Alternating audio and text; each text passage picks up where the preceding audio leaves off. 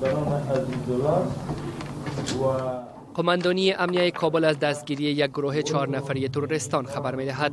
عبدالرحمن رحیمی قماندان امنیه کابل در یک نشست خبری روز یکشنبه گفت این 4 تن آماده برای انجام حملات انتحاری بودند که دستگیر شدند. تصمیم داشتن و حتی شانه‌هایشان شق شده که لینای واسکت چیز انتحاری را تیر کرده بود، بسیار به شکل منظم که هیچ شناخته نشد. در وقت تلاشی حتی شق شده بود و آشنا کرده بودم و واسکت که باید عمل انتحاری را در شهر اجرا بکنه که خوشبختانه پیش از عمل انتحاری اینا از طرف پلیس کابل گرفتار و به چنگال قانون سپرده شد.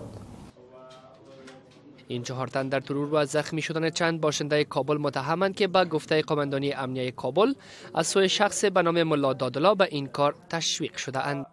در پشت سر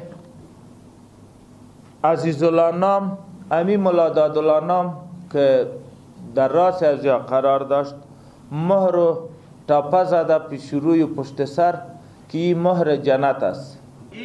عزیزالله نیز این موضوع را تایید نموده میگوید برای وی گفته شده بود که هنگام انتحاری تنها دست وی ضربه دیده و دیگر جسمش سالم میماند و زندگی خود را از دست نخواهد داد.